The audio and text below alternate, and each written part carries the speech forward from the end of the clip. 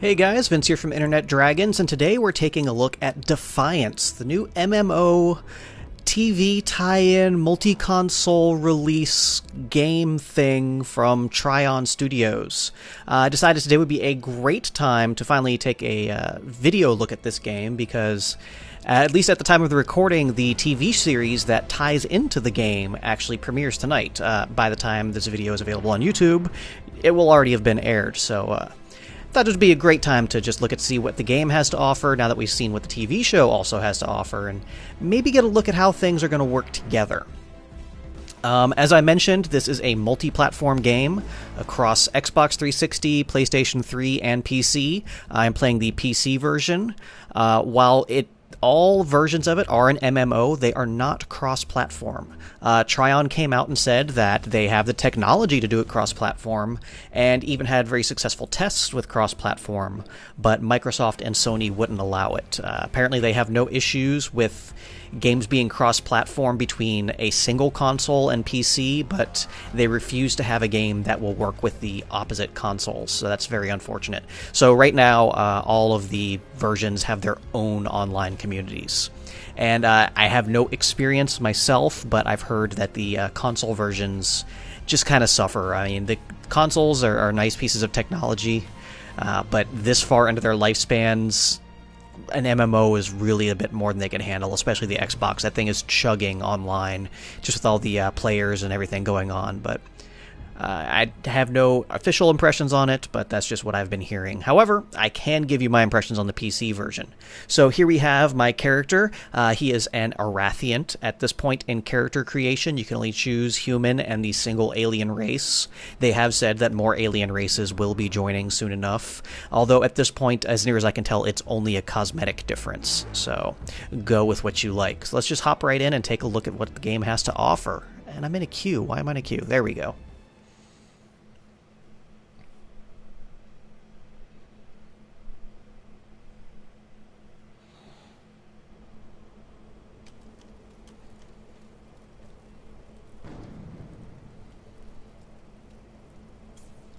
Alright, so here we are in the world of Defiance. As you can see, the game is a third-person shooter. Just pretty much exactly what you would expect from that. Before we get into the gameplay details, I actually want to hop into the menu first and kind of show you exactly what you're looking at here with your characters. So, right here, we first have our loadout screen, which, as you can see, sort of as a concession to the console audience, this does have the now, unfortunately, traditional only two weapons at the same time. And whoa, chat works. It's been an ongoing bug that that in the PC version the chat has been broken. So hey, good on you, Tryon. Fine shooter. Hey, thanks, random person walking by. So yeah, as we can see here, you have two separate weapons at the same time here, and that is all. Although it looks like you can have multiple loadouts. One would presume like a PvE loadout, a PvP loadout, groups, etc., etc. It shows here that I am an outlaw. When you create your character, you can choose one of 4 origins. They are not classes. There are no classes in this game. Basically, you just pick what weapons you want to use and go with it. However, I chose the outlaw because the different origins do start with different weapons, and I just wanted to be a shotgun character for this game. So my primary weapon is a shotgun. At this point, it's a pump-action scattergun. There are multiple types of shotguns in the game. Some semi-automatic, and I think there's even some full-auto shotguns, which that's kind of insane. And then for my secondary weapon, I just chose an SMG. I mean, I could have gone the completely overpowered sniper rifle that just about everybody uses as their secondary weapon, but where's the fun in that? If I got to kill somebody far away, I'll just run up to them and beat them in the head with the butt of my shotgun and have some blast. You can also choose a grenade type to equip. At this point, I've only found just a standard explosive grenade and kind of like a sticky grenade. It makes a bunch of mess on the ground and slows down the enemies in the area. Much like Borderlands, you also have a shield that you can equip with various effects, and recharge rates and delays, and all that really matters for, you know, just how you want to get your character working. And then, of course, you have a vehicle to choose from. Right off the bat, like one of the first missions you get in the game, they give you your mount, if you will, an ATV. I have a couple other vehicles to choose from, just from various pre-order bonuses and whatnot. And you have your title here. Power, we're going to come back to that in perks. And as you can see, you can also outfit your character cosmetically here with some various options. I don't have very many unlocked at this point, but it's pretty much all you're going to get gear-wise in the game is your weapons and your shields and everything, and your actual character outlooks. You can purchase them from vendors. You purchase them from the in-game store because this game actually has no subscription fees. You have one-time purchase of $60-ish, depending, various sales and whatnot, and then beyond that, it's only microtransactions for all the fun stuff.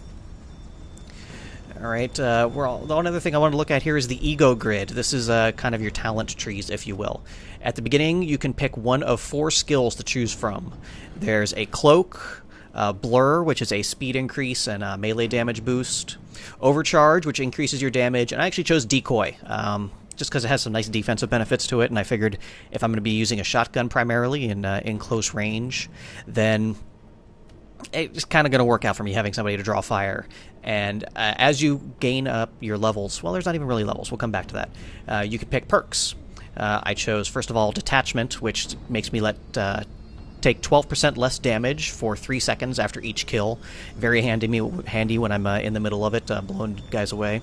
And then Pumped Up, which fully reloading a weapon recharges my ego power. That's really handy. That has been a lifesaver in some battles. And it's going to go pretty cool with, where is it? Yeah, Single-Minded, reload faster when standing still. So there's a lot of synergy here between the skills. And of course, as you grow outwards, you'll see some real fun stuff coming in here. So back into the actual game itself. Controls pretty much like how you would expect. WASD. Right button to kind of aim down the sights. Of course, with the shotgun, that's really not much going for it. Left mouse button to shoot. R to reload. Again, usual. E is your interact key. F is your melee. G is your grenade. I'm not going to throw a grenade in the middle of town because there is friendly fire with those. And Q is how you switch your weapons. And then if you also look, I have it set to the 1 key just because I have my Naga mouse and it's real handy. That's how you activate your ego power. So you see I press the 1 key and there goes my little decoy. And he'll draw fire from enemies, which allows me to run in safely and blow them away with my shotgun. And of course, you have the V key for summoning your vehicle, which we'll show off in a second. If you see up there next to my name, it shows the number 64. That is technically my level. That is your ego level in the game. And ego is the whole name they have for all the tech powers and whatnot. And that goes up by completing quests, finishing missions, all kinds of stuff. And that is basically as close to an actual level as you're going to find in the game. That determines what sort of gear you can equip. And as that continues to go up, you'll unlock extra slots for perks and all that sort of stuff. But there really isn't a character growth by levels. Tryon said that since this is a shooter, they want it to be primarily skill-based and not gear or level-dependent. So I can respect that.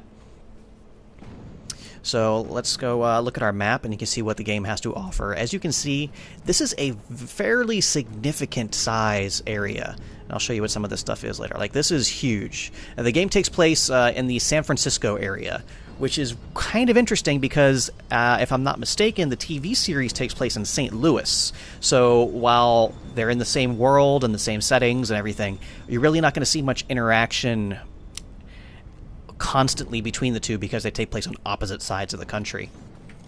So I'm going to be really interested to see how that works out. This big exclamation point here, that's my next main mission, which is going to advance the storyline. Not pictured here, but you can see up in the legend, the star is the episode mission. And those episode missions are actually the missions in the game that are tied into the TV show. The first episode mission that I did was just basically introducing the 2 main characters from the TV show into the game world. It wasn't all that incredible, but that's something we're really going to have to see how time goes on and how the 2 different types of media intertwine with each other. That's one of the biggest things that has me most interested about the game. And actually, it's kind of why I picked it up. I really wasn't planning on playing the game or watching the show. Just kind of on a spur-of-the-moment decision, like the night before the game launched, I decided, sure, why not? And I actually haven't been that disappointed yet. And it's kind of fun, which we're going to show you here. Exclamation points are your side missions, and you also have these fun little challenges here. Hot Shot was a combat mission, and then Time Trial is just a straight up race. And those are really fun. It's nice that they're including all these interesting new elements into the gameplay. And as you see here, you have these big red things on the map. The arc falls. Those function a lot like the rifts in, well, Rift, Tryon's other game, where just giant aliens come bombarding out of the sky, and you need tons and tons of people involved to take them down. And in that way, the game is a lot like Guild Wars 2, where the quests are very community-based. You don't have to group up. If you happen to be working on a quest in an area with another person, and guess what? Now you're questing together. So that's where a lot of the most fun I've been having with the game has come from, is that I'm just going around doing my thing, and other people going around doing their things, and we interact with each other, and we cross paths, but it's not like in other games where we're competing. If we're working together in the same area, we are working together. And it's completely dynamic, just like Guild Wars. And it's so much fun when you have all these skills going off. You have shotguns, you have grenades, sniper rifles, people driving by in trucks. And it gets to this beautiful sort of chaos. So let's actually show off some gameplay here. I'm going to go into my map, and we're going to pick this side quest right here. And what's really nice is if I right-click on the side quest, you'll see the game will actually draw me a map of how to get there, and that'll also show up on my mini-map. So press the V key to summon our vehicle, and as you can see here, I have a nice red Dodge Challenger. Come on, get in. I always have trouble getting into this thing somehow. There we go. Oh, and it disappeared. Great. Thank you. Alright, and yes, I am driving a Dodge Challenger, actual Dodge Challenger. There is product placement in this game, which, hey, we've seen product placement in movies and TV. I really don't have a problem with the product placement in the game itself because it's not in the way. I mean, yeah, it's a Dodge Challenger, what they do. And in one of the cutscenes, you know, they framed it so that you could see the Dodge logo. Not a big deal. If it's an extra revenue stream for the game that enables it to play without a monthly subscription fee, I'm all for it as long as it doesn't interfere with my gameplay. Now, what does interfere with my gameplay is driving this freaking thing. Ugh. Although I do like running over guys, that's fun. Yeah, this thing controls like a friggin' battleship. It is not easy to drive. Alright, well, let's back up here real quick. I'm not actually going to do it, but I just wanted to show off. Looks like it already despawned. You saw how it came up with tag medical supplies. Those are various dynamic quests that just pop up in the game world that you can do on your way by. Just, again, much like Guild Wars 2. And I have no problem with that design decision at all. So yeah, the Challenger here controls pretty terribly. If I know I'm not going to be near the roads, I'll usually switch out to my ATV. It's a lot slower, but it's greater for avoiding obstacles and stuff. So if I know I'm sticking to the roads, I'll be in my Challenger, but otherwise, yeah, the ATV when I'm going off-road. So I'll just go right up to this quest point here. There's a mission I need completed, but it's no job for a soldier. It demands someone with your level of, well, recklessness. Okay, so that was the military commander in the area. You see, just a simple little side quest. I know where to go. Let's roll. All right, you got it. I can actually press the shift button to sprint, and it's a toggle. It's not to hold down, so that's nice. Again, it's a console sort of thing, but it's a console thing that, in this case, I definitely approve of. So the actual story in the game, the quest design, there's so much of this game that's bland and boring, and just kind of cut and dry, you know, very uninteresting. But at the same time, once you're actually in there playing it, it's fun. It's really hard to describe, but they're looking at this game at each individual element, it really doesn't do anything that special. Oh, here he comes the guy, but it makes up for it with the gameplay, absolutely.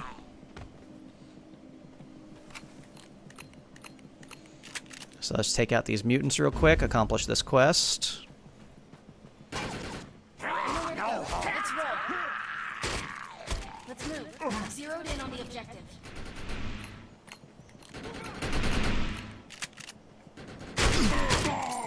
Yeah, so my decoy out there to draw fire.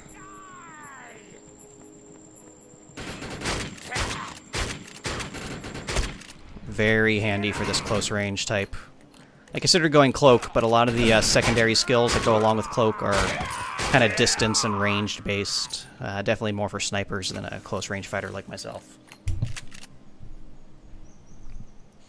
So as you defeat enemies, they'll drop usually cash, ammunition. Occasionally they'll drop loot, but very rarely actually. After we finish this quest, I'll go back to town and show off the actual loot mechanics.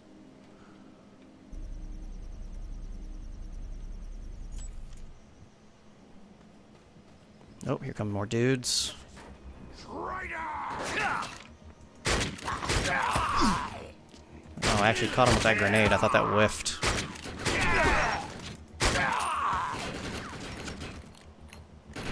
Come on. There we go. See, the reload skill helped because it definitely recharged my skill just in time when I needed it. And when it says fully reload, that means going from completely empty to completely full. And you can't just keep spamming the reload button to get the cooldown reduction.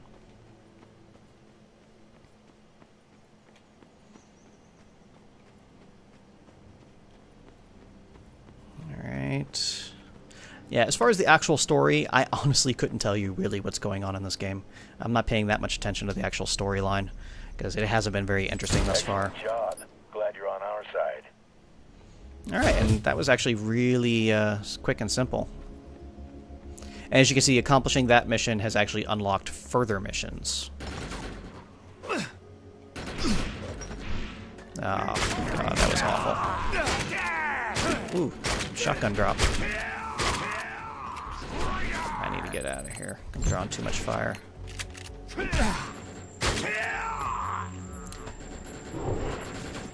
Okay. See, this is I love this skill. It works so well with the shotgun.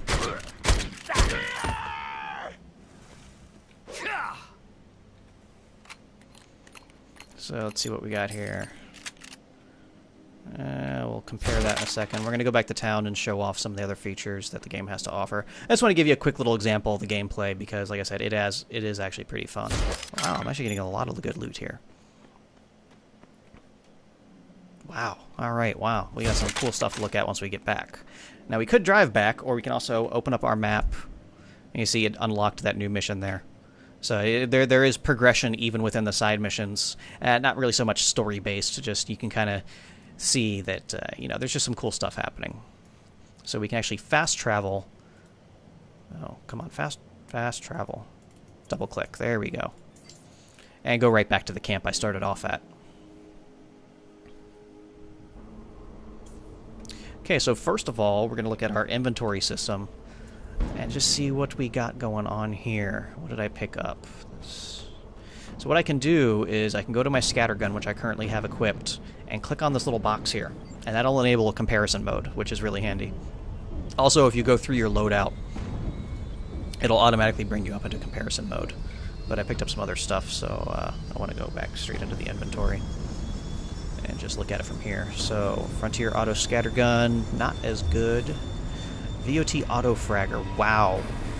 Combat Shotgun, unfortunately not as good. It fires pretty quickly though, but really reduced damage. Sawed-off shot, ooh, wow. Must be reloaded after every shot. Alright, I think I'm going to try that when I'm not recording, just in case it's completely embarrassing. Let's see, I also picked up a new grenade. So let's look at this. It's a fire grenade. Setting anyone buys tick damage. So I guess it takes 105 damage for every... guessing every second for 8 seconds. It's about 800 damage. Which, I don't know, I'll guess I'll experiment with that again later. I don't want to sit here and play inventory management. But if you also saw, one thing I picked up was Sniper Rapid Mag 1. And that is a modification for my weapons. Which, of course, this one only works on sniper rifles. I have a number of other really handy ones here that I've been holding on to because the weapons I have actually can't be modified. If we look in here, try and find one. Alright, the auto fragger here, you see how it has this little clip here? That means that it can be modified with a clip. But unfortunately, my scattergun and my SMG, while my SMG can have a clip, I don't have any SMG-compatible clips in here just yet. But if you look in here, you go into, where is it? Salvage Matrix. And this is where you can modify stuff. Let's see if I have something. Like, for example, if I chose the SMG, I could attach a mod if I had one, but I don't. So it's a great way to keep your favorite weapons around and enhance them and just have more fun and interesting combat with the game. One last thing to look at while we're here. goodness. And, God, I hate this because it's such a console thing. But here from the main menu, if I hold down the space button, we get a radial.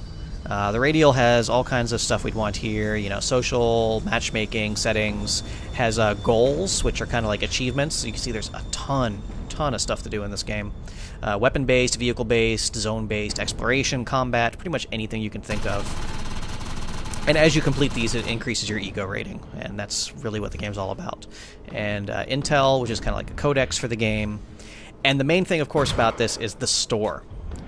Here in the store, I don't want to say it's completely non-pay-to-win, but it's definitely avoids that. Most of the stuff that you can buy here, if you look, is boosts, which just gives you increased gains for a period of time. You see reputation, increased loot drops, extra ego XP, extra money. So it just, you know, helps you progress through the game faster if you'd like to spend money on it, which is fine.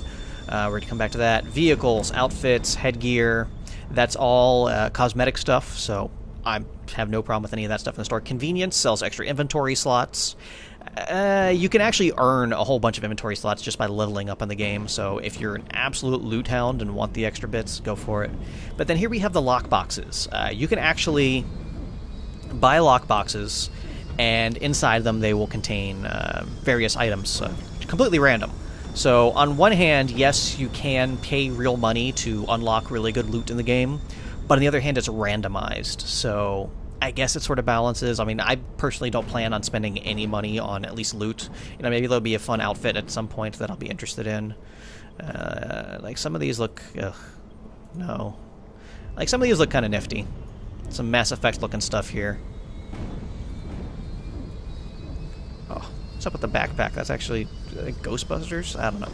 But yeah, there's some fun stuff in here, some extra vehicles. These look all just... they're all ATV styles, which, yeah. Maybe if there's a cool truck or something in there, it might be something I'd look into spending money on in the future. But the store, overall, it's not that bad. For what they're doing with the game, I have no real problems with it. Because if we go up here to the lockbox that's here, the lockboxes that you can buy with real-life money, you can also buy with in-game loot. As you can see here, it costs 120 credits, I don't know exactly what they're calling it, or 8 key codes and 1,000 scrip. Scrip is your money. As you can see, I have 6,000 of it right now, but I only have 1 key code. Now, if I wanted to, I could buy key code with 1,000 salvage points, I think that is, but right now, that's not something I'm interested in doing, because you actually earn key codes from doing the dynamic events. So, while the game may not have incredibly great loot drops overall, it encourages you to try out all the side stuff that the game has to offer, and then in that way you can gain new loot and new fun stuff to do. So it is all randomized though, so I wish I could at least have the opportunity to have maybe various types of lockboxes, like, you know, this lockbox is guaranteed to have a shield, this lockbox is guaranteed to have a grenade, something like that would be nice.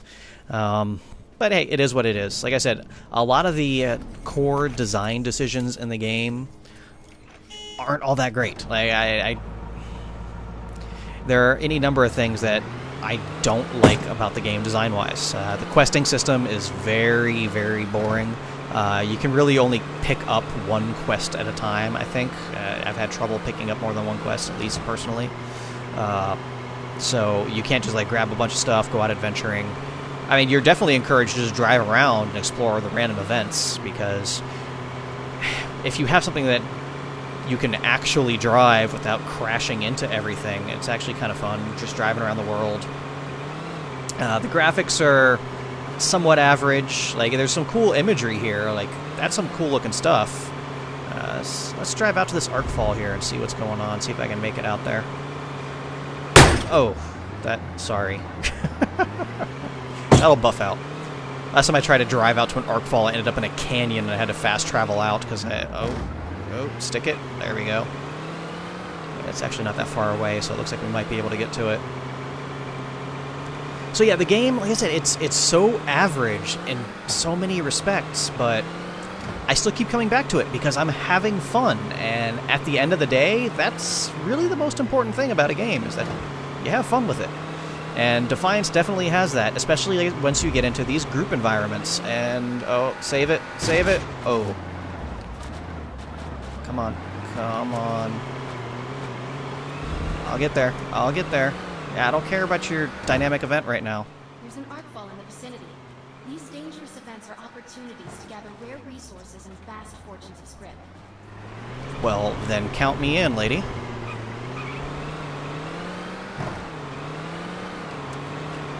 Are there people here? There's a few other people here. I'm helping.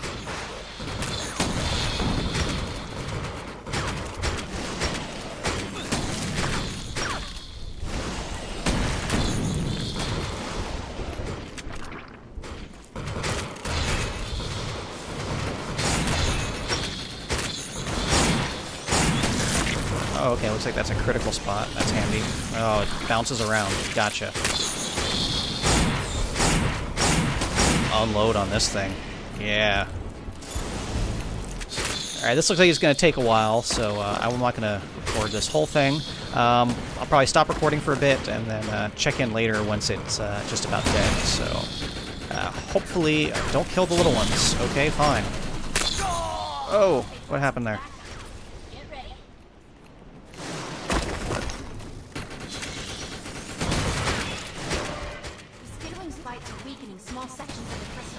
Now's our chance to do some damage to it.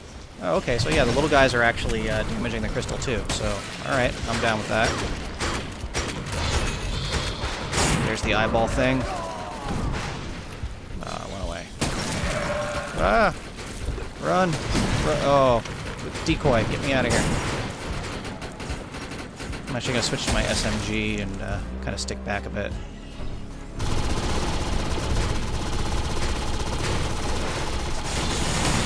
Yeah, that's effective.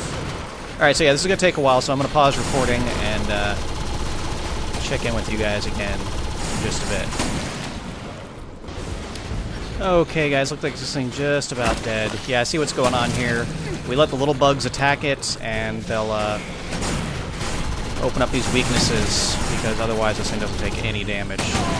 So that's actually pretty cool. Very, brings a whole new meaning to PvE, because there's a whole lot of environment going on in this encounter. Come on, there we go. Ooh. Well, that's some stuff. Is there loot? Well, that wasn't so hard. I got a new shield. Okay. Well, that was actually pretty fun. I wasn't expecting to do that in this video. It looks like there's another one nearby, but I think we'll pass on that for now.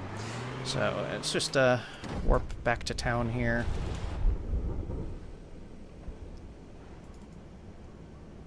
Oh, come on. Be faster. Come on. There we go. Jeez.